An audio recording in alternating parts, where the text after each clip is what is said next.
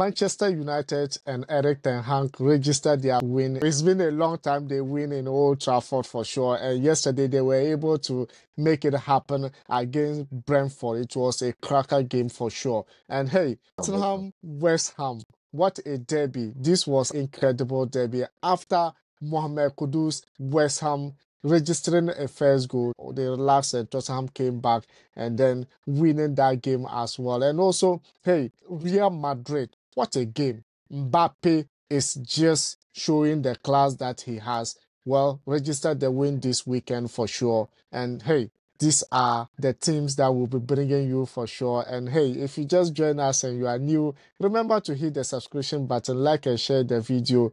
What's up, guys? Welcome to Ashili Sports. With me is Sammy. Sammy, Manchester United, Erik Ten Hag, after a stressful game for sure. He wasn't sure after the game, probably he will still have his job. But then at the end of the day, all smiles in his face, and we knew how important this win was for Erik Ten Hag. Right now, Sammy, what do you think about that win for Manchester United against Brentford? Yeah, I think thank you very much. And also this is to all the investors out there. You need to follow us because all the predictions we've given have come true.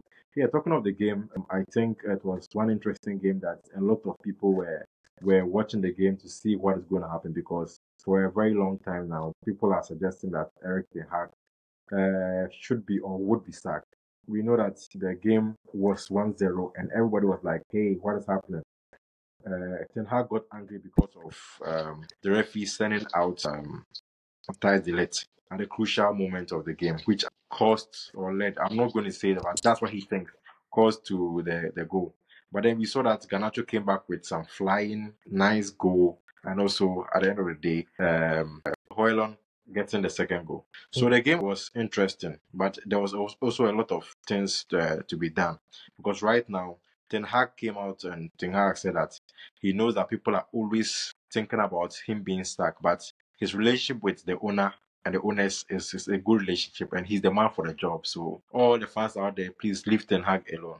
But then on the other hand, too, it has given the positive and the confidence for the team. See how they play, especially scoring in front of the fans actually helped them a lot. I think at the end of the day, they were supposed to score maybe 3 or 4, but then they missed a lot of chances. So it's a good game for Manchester United, and I think the United fans this time are a bit happy. And let's see what the future holds for United. Manchester United fans are a bit happy, but this was a game that Brentford controlled every bit of the game. I just can't understand how Erik Ten Hag formation works for him, because I don't know whether he's trying to defend and counter-attack, he's trying to play a beautiful game, or he's trying to build from behind. Well, I'm yet to find out, but the most important thing is they had that 3 points, and it was very, very crucial for Erik Ten Hag's job, for sure, for him to secure his job at Manchester United. But then it's still too early. Maybe things can still change for them, because the kind of signings Manchester United made this season shouldn't be struggling against teams like Brentford. I always say it, like when players are not performing, I don't blame the players, because it takes a good coach to transform a team. I always give Thomas Tuchel, for instance, when Chelsea was struggling under Frank Lampard, when they took him, he turned over the team and went and win Champions League with the same team. Right now, Maresca is doing the same thing. And so for me, I think United, is high time they look at the coaching system of Manchester United. They need to look at it in a holistic way, because sometimes it might be that he also needs time for the players to adapt to his formation. But for me, I can't say much about them, our Manchester United, but I think probably things will change for them since they start scoring, since they start winning this game. And this game could be the game to boost up the players and also to buy into the idea Erik Ten Hag is selling to them. So let's see what is going to happen. But then, the derby was incredible. The beginning of the Premier League for sure on Saturday. Tottenham versus West Ham United in the Tottenham Sports Stadium. It was incredible. Our main man, Mohamed Kudus, scoring that fantastic goal for sure. And hey, West Ham relaxed. Tottenham came into the game and it was different ball game together. Do you think it was a fair game for West Ham United? I think West Ham United, the truth should be blunt. I think they are suffering this season and they should actually question the coach because we know that at least even if they will not win, they will put up a very good fight. But going down by goals like this, I think, no. That's not the West Ham we used to know last season. But definitely, I knew that Tottenham will win at their home. Looking at the recent form they've had, they are gelling up. Their captain is also back. That is Son Min Young is back. So yes, I knew that they would win. But then winning by 4 goals to 1, that was pathetic. That was sad. We know that Kudus had his goal, which actually should have been able to maintain the Tottenham team. But then the goals just started coming from here, there, and even Song getting his goal. I think the game didn't really end well with a lot of issues, but then kudos to Tottenham. I think we'll dive into the issues, right?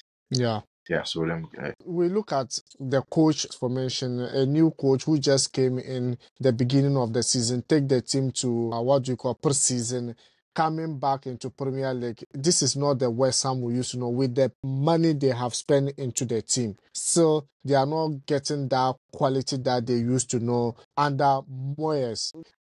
Do you think Julian Lopetegui could maintain this job? it's very different football altogether. We know that Lopetegui is a very good coach when it comes to maintaining the ball, playing possession. But then when it goes to the Premier League, it's more or less speed, energy, and directness. And that is where the problem comes in because trying to put in your own philosophy to a group of guys who have been used to the mentality, it becomes a bit different. So if difficult. So if you realize most of the teams, most of his players have not even really had the best forms that we know of.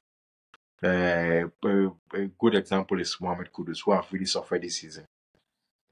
Even Bowen has not had his best that we know of. Paqueta, the same thing. In fact, all Paqueta, the yeah. team. I don't see anybody who has really stand out so far when Lopetegui took the team. So it's something that the coach should watch, or even the management.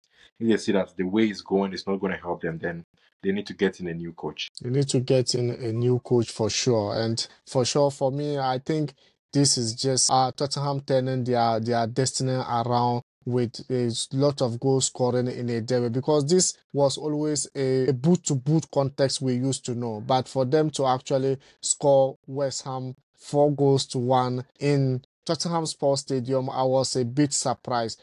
Mohamed Kudus went to Ghana. I think it's highly unlikely that Ghana will qualify to the African Cup of Nations. But coming back into the Premier League, we see what Mohamed Kudus can do. Do you think yesterday he was the best player for West Ham? I think when you just mentioned the boot to boot, in fact, we should talk about what happened. Kudus has always been one of the best players for West Ham. If it's not Kudus, it's going to be Bowen.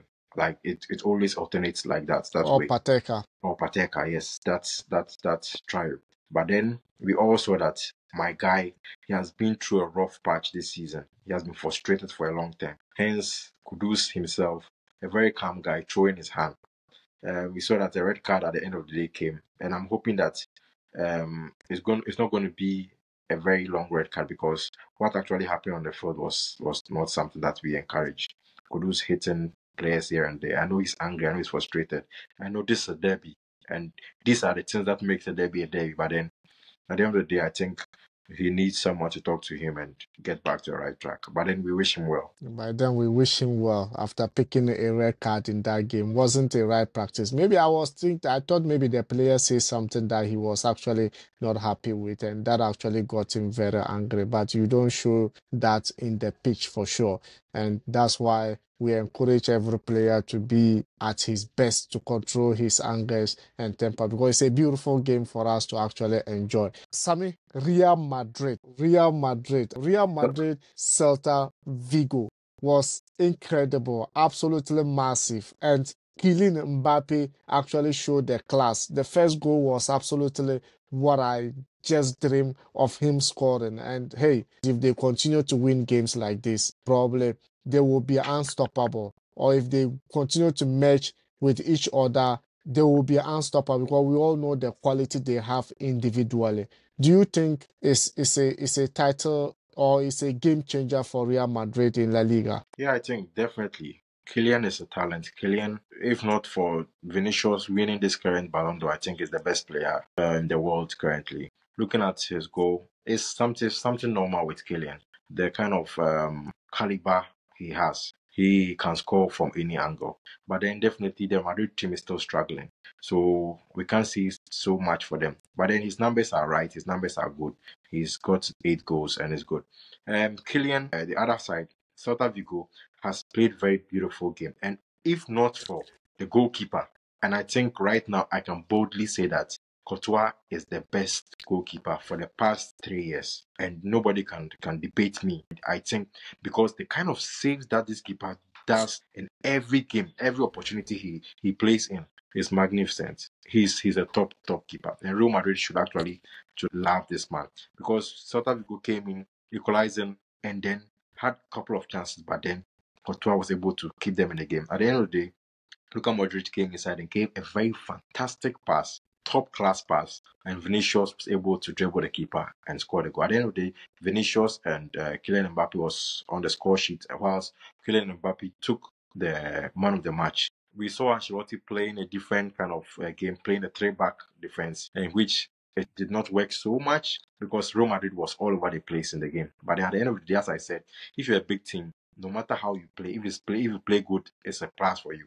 If you play bad, you still need to get the 3 points, and that's what Real Madrid did. And kudos to Real Madrid. That's what Real Madrid did. But then you talk about Courtois' performance, and at the end of the day, they are not able to get that valuable clean sheet for themselves. It's still a question mark, or maybe the defense is still having issues for sure. And we are waiting to see how they will deal with it because right now, most of their best players or at the defensive phase is still having a problem, and also in the midfield. But they are coming back gradually. Let's see how it's going to happen for sure in La Liga. But some other score lines in the Premier League for sure. We have so many teams that play yesterday, like Fulham, Aston Villa. Aston Villa scored Fulham at away from home 3 goals to 1. We have Newcastle United losing to Brighton 1 goal to 0. Leicester City winning against Southampton 3 goals to 2. Southampton